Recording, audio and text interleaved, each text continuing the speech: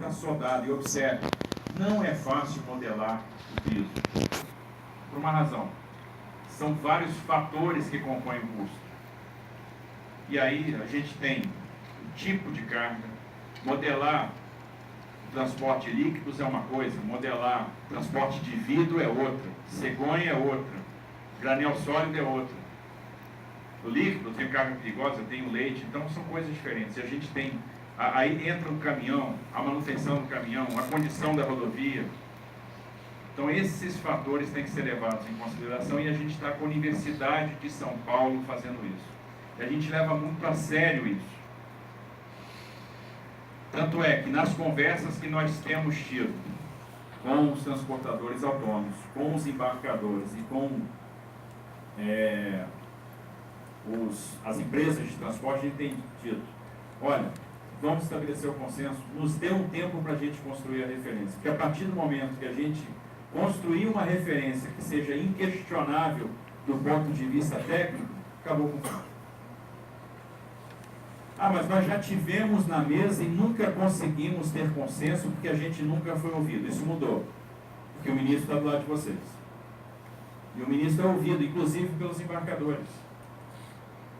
E eles estão abertos ao diálogo. E a gente vai impor o diálogo. E a gente vai impor que essa negociação aconteça. E ela vai acontecer e ela vai ser bem sucedida. A partir do momento que a gente fechar uma boa referência de piso, acabou o conflito no que diz respeito a piso. Ótimo, vamos tratar as outras questões. E são várias outras questões. Nós temos a preocupação, por exemplo, em garantir assistência médica e odontológica nos postos de parada, principalmente nas regiões portuárias. Então nós vamos trabalhar isso com o ministro Mandetta da Saúde. É possível dar essa assistência? É possível. Então vamos fazer. A gente quer dar informação constante, por isso já tem o número de WhatsApp do Ministério, nós vamos ter o Minuto do Caminhoneiro na Voz do Brasil, isso está sendo já resolvido. É importante a gente se comunicar com a categoria. Estamos pensando aqui como é que a gente resolve uma questão que me intriga, porque a discussão do preço é uma discussão de todo mundo tem razão. O embarcador diz, eu pago caro no frete. Paga mesmo. Não é à toa que o custo do Brasil é alto. O custo do Brasil é alto, principalmente porque o custo de transporte é alto. E o caminhoneiro diz, eu ganho pouco. Ganha mesmo.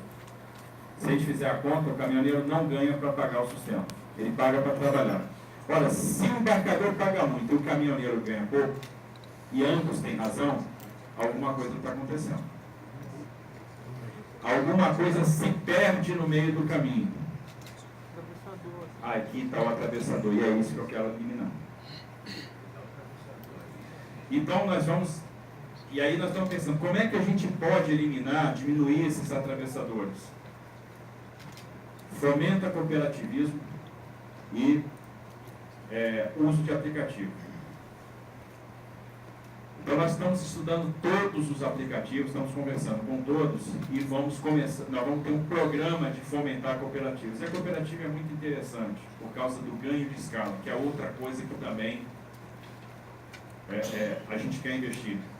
É muito interessante ter vários caminhoneiros associados numa cooperativa para que se ganhe escala, para que se consiga os benefícios das compras coletivas. A compra coletiva de combustível, a compra coletiva de pneu, para a gente reduzir os fatores de custo, diminuir o custo da produção. Então, cooperativismo para nós é fundamental. E a gente tem uma determinação do presidente Bolsonaro. Facilite a vida do usuário, facilite a vida do cidadão. Isso é uma obstinação dele. E aí não foi por acaso que nós puxamos o CONTRAN e o DENATRAN para dentro do Ministério da Infraestrutura, que estava antes do Ministério das Cidades. Se está no Ministério das Cidades, que hoje é desenvolvimento regional, a coisa está desconectada, porque eles não estão vivendo o dia a dia do transporte, nós estamos. Então é muito razoável que o CONTRAN fique conosco. E aí nós vamos eliminar a burocracia desnecessária. Uma coisa que eu estava me perguntando, por que tem que ter um adesivo de RNTRC no caminhão? se eu posso fazer a fiscalização eletrônica, se eu posso fazer o cadastro eletrônico, não faz sentido, então vamos acabar com isso. É custo? Quanto é que custa um adesivo daquele? R$25. 245. Então vamos eliminar esse troço. Por que a gente renova a carteira de motorista de 5 em 5 anos? Eu comecei a ficar cego depois do 40. Antes eu enxergava bem. Minha visão era 0-0. Eu fui pro exército, mas eu podia até ter sido piloto da Força Aérea. Enxergava bem pra caramba. Meu filho acabou de tirar a carteira. Então por que ele vai ter que renovar daqui a 5 anos de novo? Vamos mexer nisso. Vamos acabar com a burocracia desnecessária. Vamos acabar com a burocracia que gera custo.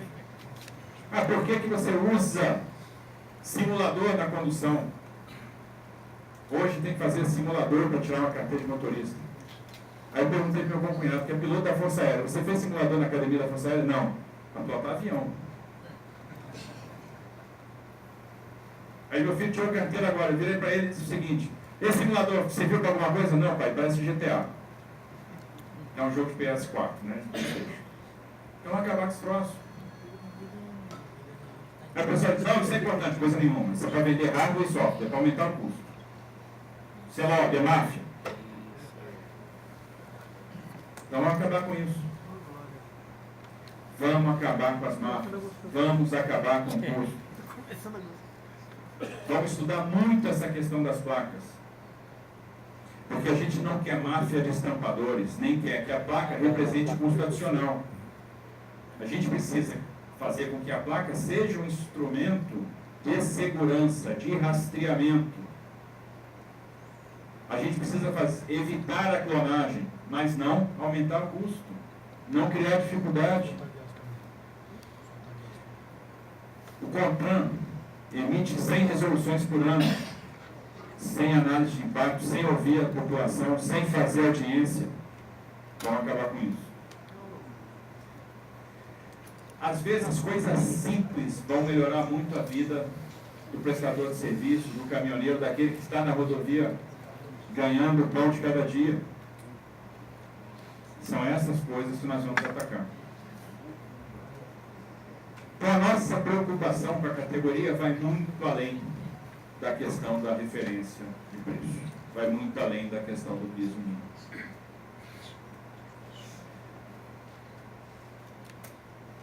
Acho que nós temos ido bem e eu quero agradecer aqui o voto de confiança que me foi dado pela categoria, para poder conduzir essas negociações com todos.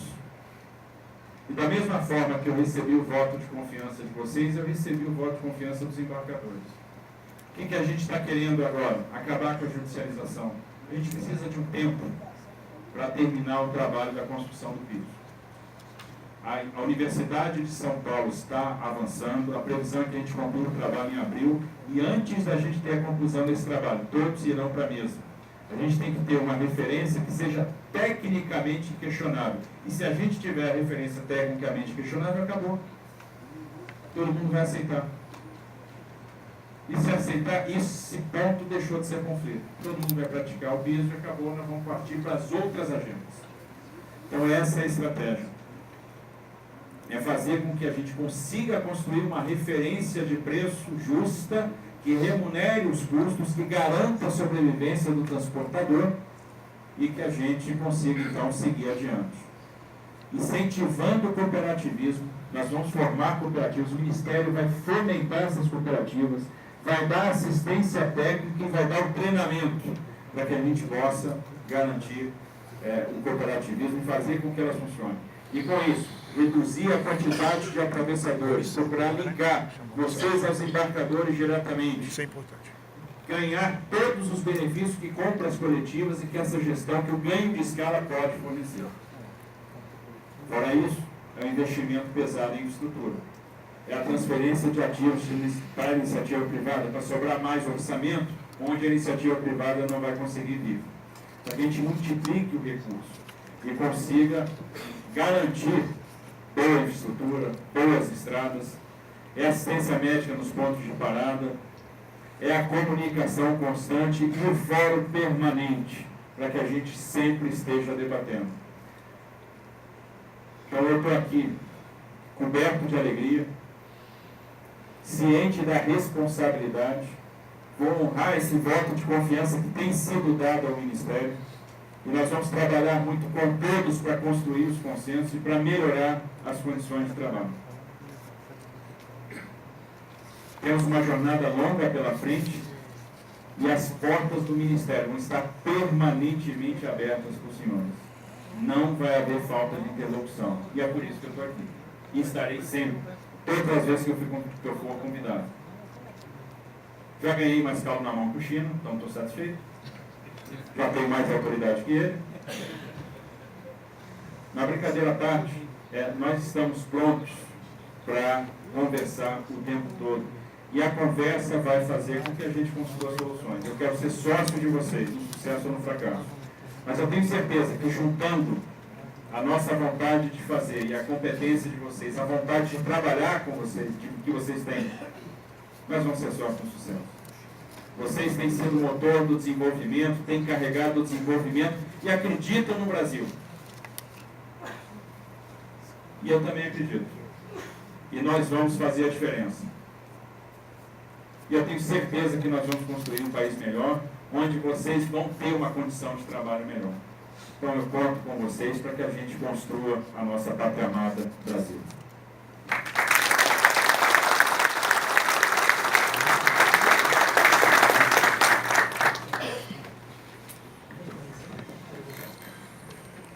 Em nome da Confederação e dos demais colegas, gostaria de agradecer ao ministro